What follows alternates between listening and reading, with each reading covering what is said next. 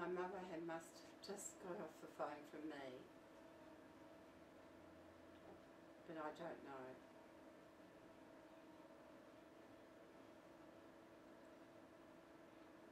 But to see her bedroom the way it was, her bed was turned upside down, everything was all over the place, and the blood all over the floor. I saw it the next day after when the police were there. A carer came and knocked on my door and said to me, "I can't wake up your mother." This is how I was told about her murder. I wasn't told she was murdered. I lived in the same street. So I go down with the carer and there's the police all there. I run into my mother's bedroom. She's all wrapped up like a Christmas present with stuff all over her. The two offenders were trying to hide her body. Blood everywhere. It was a sight I can't even tell you about. Just something out of some horror movie, and it was a horror movie. It's been a horror movie ever since to this day. And my poor brother, Peter, from that day on, he was taken away and put in a home. I had a heart attack on the day. I've never had heart trouble in my life. I ended up in hospital for 12 days where I arranged my mother's funeral. I had damaged a valve in my heart. You could say that it killed off a part of my heart, and it literally did.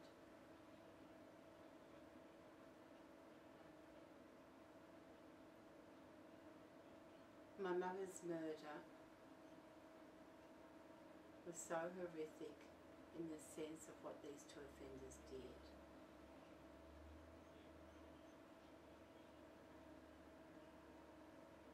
The sexual assault we didn't know about until 2004 in the High Court in Canberra. And we all came out of there and just wanted to be sick. The public have never been told about it, as they said it was too horrific. But I am going to mention something about it here, not all the details. My mother's jumper had been pulled over her, so her arms were trapped in her jumper. She did try.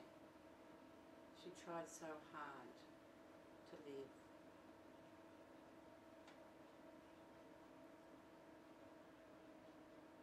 They assaulted her in ways, in sexual ways that I won't say. But she hemorrhaged from her private area. But she was still alive. Then they stood on her and broke her ribs. She was still alive. They broke her nose. They bashed her around the head where she bled from. She was still alive. Then they went to smother her. That didn't work. So they strangled her.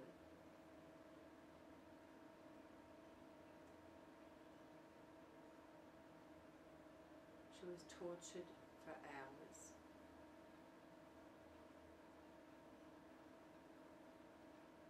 And items were used in her sexual assault as well.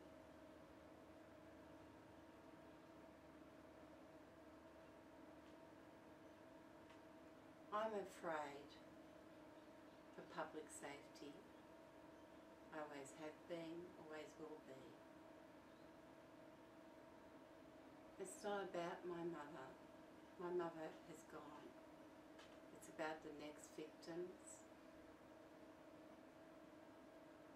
It's about when these two go for a job. They could be working with children, with elderly people, anyone that's vulnerable.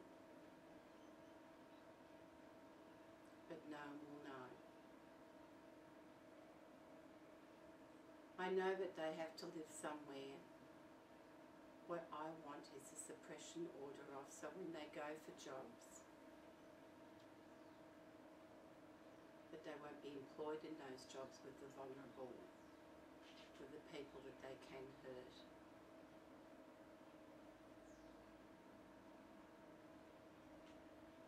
One of the offenders is living in the area he committed the crime.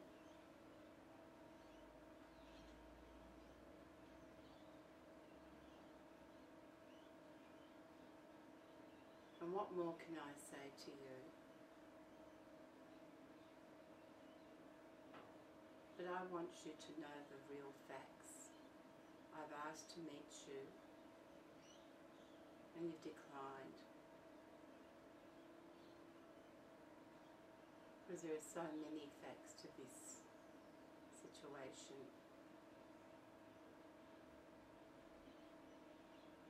And all in the middle of it, there has been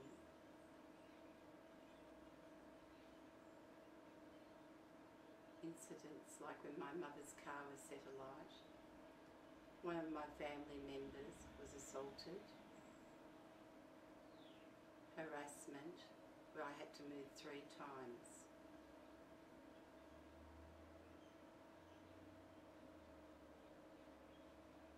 Everyone knows who I am. It's about time you looked at the suppression orders. It's about time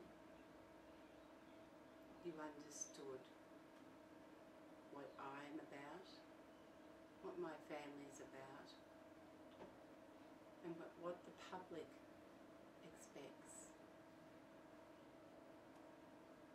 I ask you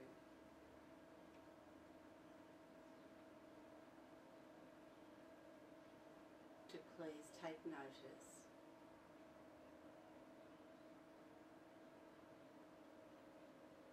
My name is Janine Greening, daughter of Murray Green Sedan.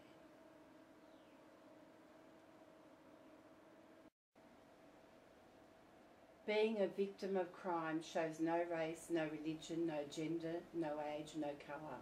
Anyone can be a victim. Mr. Hulls, you have the ability to oversee legislative reform.